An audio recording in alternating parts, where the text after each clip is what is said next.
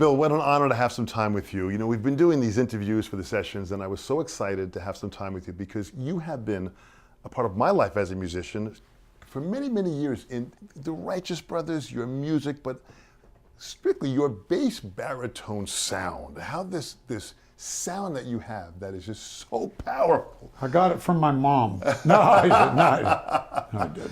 It's amazing. I got to start from the beginning. How did music enter your life? What was the beginning for you? Well, the real beginning was I sang in church choirs and school choirs. Loved choirs, and I loved music. Period. But in about 1955, I was 15, and first time I heard Little Richard, I said, "Forget about it." That was just woke me up musically, his energy and literally it just captured me. And so I'd buy Little Richard records, Fats Domino, Chuck Berry, all those guys, and sing along to the records, not trying to learn how to be a singer or anything, just singing along to the records. And then probably when I was about 18, I got turned on to Ray Charles. Powerful. And Little Richard made me want to sing. Ray Charles made me need to sing. I said, man, I need to do that. I can't do it that good, but, and so I would just listen to all those records because I just loved them. I knew all the background to Elvis Presley stuff. And I told Elvis that. He says, well, why don't you come out on stage one time and sing vocal background? I said, no, but I'll go on tour with you. And I almost did, singing vocal background, but you can't introduce me. But that's how, you just start listening to all those records. And then when it was, guys would play the radio. Yeah. And I would sing along with the radio. They said, gee, Merry Christmas, you sound just like Little Richard or Ray Charles. Or Fats Domino, and that was my beginning, and thank God, for those guys because that was the real deal. I'm a blessed man, because I'm 76, and I've always said this, boy, to go from 10 years old to 20 years old in the 50s is a blessing. Yeah. And to be 15 years old and to get hip to rock and roll, it was a lifesaver. And then I started writing a little bit. And did you play piano at all? Yeah, my mom and dad always had a band. My dad's from Texas. My mom, California, grew up piano player, and my dad was a sax player. But they played swing music. I mean, in '55 there was a big gap between Sinatra and the Righteous Brothers, and but there was always a piano in the house, and my mom always sang and played the piano. And a friend of mine, Don Fiducia, said, I wrote a song, and I know you're a singer. I said, I'm not a singer. He said, yeah, you are. He said, I want you to learn my song so I can hear somebody sing it. I said, okay. So I learned it, and it just turned me on to writing music, and I would spend like 12 hours a day in there from about 17 years old, just 12 hours banging on that piano, learning how to play Little Richard stuff and writing all these songs. And so I really started as a singer-songwriter, actually a songwriter, but then they heard me sing and they said, boy, you ought to do these. And so, Well, it's amazing because the sound, the tone, and the range of your voice is so clear. And it's got it really hits you in the depth of your soul when you're singing. Your voice really, even just on the performance that you just did now as we heard you, it's absolutely magical. Oh, thank you. In just your natural sound. Well, I'm blessed that they finally, we recorded for about 3 years before we did Lovin Feeling. We did Little Out Noopy Lou and all that early rock and roll stuff. And then we did Lovin Feeling, and Barry and Cynthia wrote it kind of like, you never close your eyes anymore when I kiss your lips. They wrote it like in the key of F. And you never close your eyes anymore. And it was kind of fun. I said, I can't hit that. You lost that love. I can't hit it. And so we lowered it. You never close your, but every time we would lower it, Phil Spector, who produced it, would slow it down. And finally we got to the key of C, and it was, you never close your eyes. And it just became a different song. It went literally from a bubblegum song to this kind of dramatic love song for, teenage kids to go, oh man, that's how I feel, So it was wonderful. But we found my baritone voice by accident. Well, it's amazing when you say by accident. It's more a matter of fate, because it really kind of came into play in the sound that you have, and the matching of your sound with the songs that you chose was such a beautiful pairing and a marriage that was incredible. Well, we were very fortunate, and I was amazingly fortunate to team up with Bobby Hatfield. Yeah. My voice against his beautiful tenor voice was just perfect. It was like the Beauty and the Beast. I was like the Beast, and he was the Beauty. I mean, he sang Unchained Melody. He sang solo on that, and it's just one of the best vocals, ever. We were blessed with great songs, and I can say that because we didn't write them. Yeah. We were blessed. I don't know how else to. I've tried to explain it a million times. And I don't want, we talked about it earlier, I don't want to figure it out. Because I'm better off being in the dark. But that's what a gift is. And many gifts don't have to be understood. They just have to be enjoyed. Yeah, you just, you don't want to stand on stage, you never, how cool am I? No, it doesn't feel, and people say, how can you keep doing that song after 50 years? I say, man, because the minute you go, you never close your eyes, they start snuggling up, and you can, and it's the emotion that the audience gives you that makes you feel like you're singing it for the first time.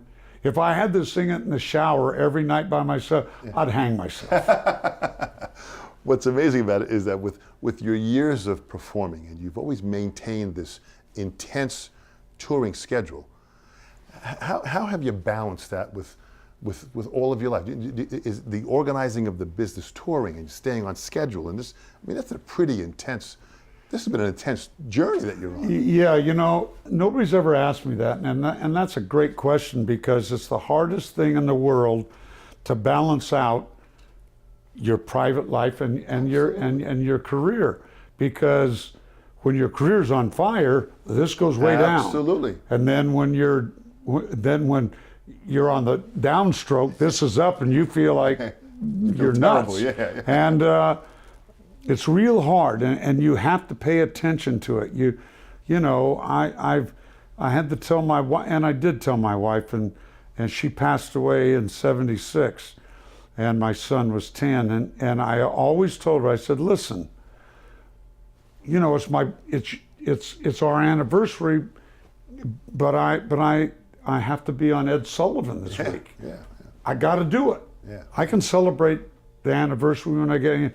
And I said, but when it's more important for me to be with the family, I promise you, I will be with the family.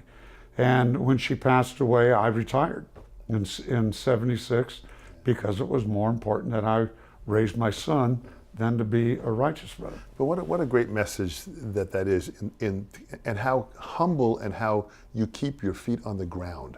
That's a very rare thing in this industry with the success that you've had. You know what? Now I was raised in Santa Ana, Orange County, and I still live in Orange County. It's just beautiful. I still hang around with the guys I went to junior high school with. Wow. And high school with, and that's the God's truth. That's amazing. I mean, I have a million friends that I've met in the business, but my real friends are the guys because I'm just Bill Medley. I'm the singer, he's the plumber, he's the, you know what I mean? And always never leaving home, because we were 40 miles from Hollywood. There was no reason to move up there. Yeah. And I still live in Orange County, and I'll never move. I lived in LA for about a year because I was producing all of our stuff, except when we were with Phil. Every weekend I was down in That's Orange beautiful. County sleeping on somebody's couch. Beautiful. Yeah. Beautiful. Now, you mentioned Phil Spector. I mean, the history that Phil Spector have had with great music. Working with him, how was it like working with Phil Spector? Was Everybody wants to hear a horror story about Phil Spector. When we were with him, he was wonderful. That's what I hear from everybody when they worked with him. He was just absolutely He wonderful. was absolutely wonderful. There was a brilliant. brilliance there, right? There was a brilliance that he had in how he produced. You'll never see it again. Yeah. I mean, he was brilliant. Yet the word genius is thrown around a lot, but you got to remember, man, Lovin Feeling maybe was done on 2-track. That's 2 or 3 or 4-track at the most. At the most, yeah. And today, so you kids know, today you have as many tracks as you want. Absolutely. But in those days, he heard all of that in his brain. And you listen to the record Lovin Feeling, when he finished the track, the rhythm track, it was mixed, so it was EQ'd, it was finished. When he told the musicians to go, that track was done. It was mixed because you had to. Didn't do it later. Yeah. There wasn't any tracks. So brilliant. I think he wanted people to think that he was, out there, but he wasn't. But maybe he walked himself into it. I don't know, but a brilliant producer. Yeah, and the music speaks for itself and the longevity of what he did. Yeah. You know, it's funny, young kids today seem to have this immediate gratification. They want things now. Yeah. They want to happen now, they want it immediate, and they haven't got the patience for it. You seem like you have maintained this career through just sheer hard work and perseverance. Well, you could call it that or just fear of failure. I don't know what it is, but the truth is, here's what happens to have a career and a successful career in my business. You have to have that first lucky break, that you have to fall through that crack, and then it's hard work.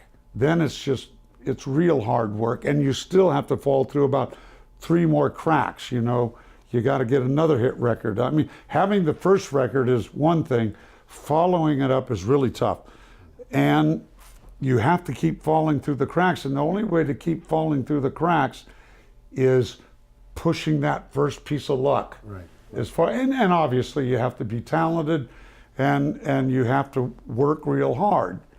And unfortunately, you're right, the kids today just want it immediately, and you can go into the studio today and be a pretty good singer and make a great record. Right. In our day, you had to be a good singer with a good song and a good arrangement and good producer. Right. That's what you needed.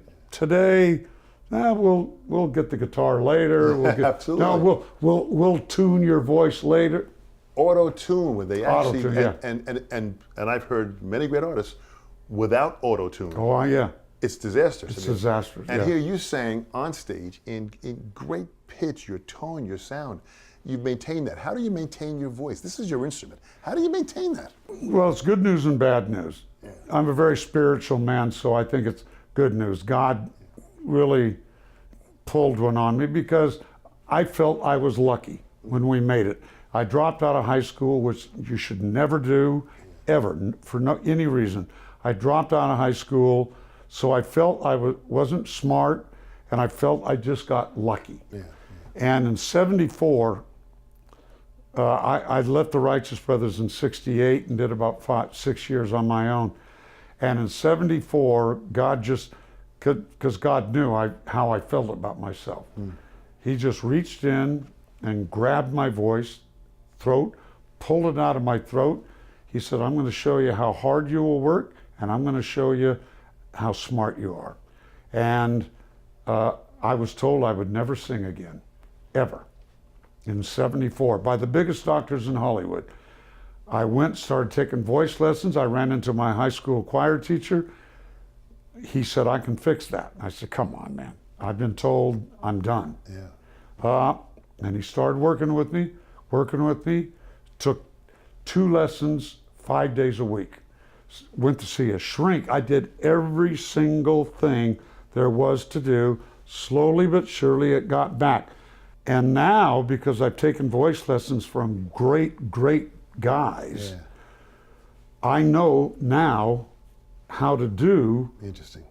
it correctly and still do it at the age of 76. The good news is I sounded like I was 76 when I was 25. So that was good. I love your humor and your humility. It's amazing because your voice as an instrument, so you went back like as I'm a drummer, I go back to learn techniques and skills and maintain my craft. And that's what you're still doing. You're still maintaining your craft. I learn something every night on stage about my voice. Absolutely. I was very lucky, you know. Frank Sinatra brought us to Las Vegas in '65. Nice.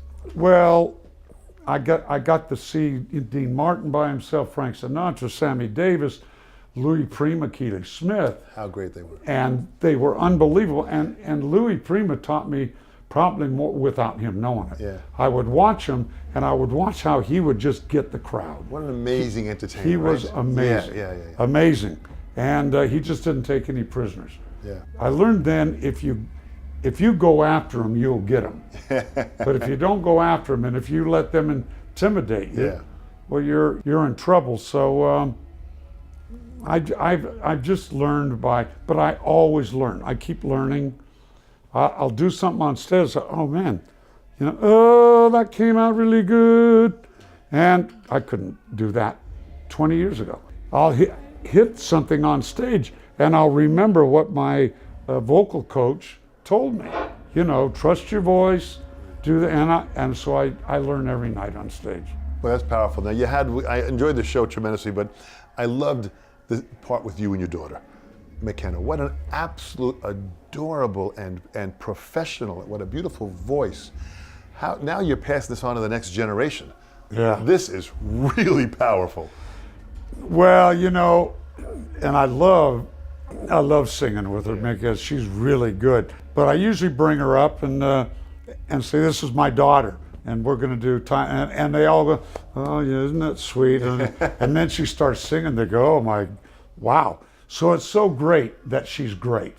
You know what I mean? But you know, her stage presence and her professionalism at such a young age, Yes. which is easy to learn from you, because just as you walk on stage, you command respect immediately. Oh, thank you. Immediately, Bill. This is people study this for years and never get this here. Yeah. This is incredible. It's really one of those things that, because I'm putting together a production show and I need a front guy like me, and you can't teach it. You know, you just do or you don't, and it's okay that you don't. You don't have to. Yeah. It's cool if you can. Yeah. But you don't have to. You know. But that's just the years of experience. Yes. I mean, when you think about just what you've been through and the traveling you've done, the touring you've done, the incredible amount of albums that has reached millions upon millions of people to this day, inspiring and enhancing lives. Bill, this is a higher level of life. This is at a spiritual level that is powerful, that your music has reached people at that level, which is absolutely incredible. Like I say, I'm 76 years old. We're killing here. We're Yeah. doing great business in Vegas.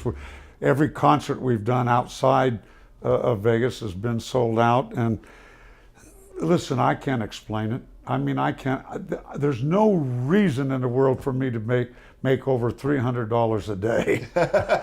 There is no reason. But you know, Bobby and I had a career that, if you made the movie, you'd say, "Oh, that's corny, man." Yeah. I mean, the end of the '80s came around, and here's Lovin Feeling and Top Gun. Then I did. I've had the time of my life for Ghost. I mean, Dirty Dancing, and then Unchained Melody and Ghost. And it just turned on a whole nother generation to the Righteous Brothers, and we were back bigger than ever. Yeah. Who does that? Who That's does why that? I say you really should be studied. Well, yeah. At that point. They take this out. Yeah. In closing, Bill, if we had to say, and think about this next generation, that people will be watching this, and these are kids that are inspired to want to learn about music and maintain their passion for music, and they want to understand how to find, and not just necessarily success, how to find a way of how to make a living in the music industry. What kind of advice would you give them to guide them, for them to continue to find their path? Well, you know, I don't know, but I certainly wish them all well, because you just, to be in this business, you have to love it. And you know, Yeah. you have to love it. You can't just like it. It's not a business, oh boy, I want to be a star so I can make a lot of money and be rich, or I'm going to get a lot of women, or people are going to love me. You can't do it for that. Right. Because that ain't going to happen. They're going to chew you up and spit you out, because that shows immediately. You have to love it. You have to believe in dreams. You have to need to do it, and do it out of the love of music, because that's the only thing that's going to sustain you. I go on stage, man. I can't wait to get up there and do those songs and sing. I love to sing, and I'm a guy who lost his voice for about 20 years, so I feel blessed. You know, I am blessed. Yeah. But the young kids, you got to love it, and please love it, man. Because it's got to come from the heart. Can't come from the mind. You can learn how to sing, and you can learn a lot of stuff. But when it comes to, oh boy, I feel like, you know, I don't want to go on. Well, you get in that shower and you start, and you just start getting yourself, and you start talking to God, and God starts telling you, hey man, are you kidding? They're going to pay you over $300 tonight, and every 3 minutes they're going to go like, hey, you're wonderful. Yeah, how do I get out of that business? So you just have to love it. Yeah. You know, it's amazing, Bill. You say you're very blessed. I am blessed because of you. And I say that seriously, because my two older brothers and my younger sister, had a band together, and here we were in Long Island, New York area, performing, and the Righteous Brothers music was such an important part of us, because as you were performing it and we were performing it locally in our little area, people were so moved by it to see young kids playing this music that they heard on the radio. And for us to hear how musical it was, and it had all the qualities of rhythm and music, and everything that we needed to learn were in the songs of your music. So you blessed many people because of your music. And I must say that you made a comment on stage I thought was very powerful about opening up for the Beatles, how you were in the front row of history. Yeah. Well, I beg to differ, because I really believe in what you did as the Righteous Brothers. You were history, and you are history. Well, thank you. And it's an important thing, I believe, for you to hear, because it wasn't a matter of anything more than the fact that you made a difference in your life with your music, with the songs that you did, and you continue to inspire people worldwide. As I travel around the world in my global travels, and I still hear your music anywhere on this planet, that shows the power of music, and that shows the power of what you've done, Bill. Well, thank you. And it's nice to hear that we're bigger than the Beatles. Absolutely. And on behalf of the Sessions, Bill, I thank you so much. You're an absolute treasure. Thank you so much. My pleasure. Beautiful. My honor. Be good, kids.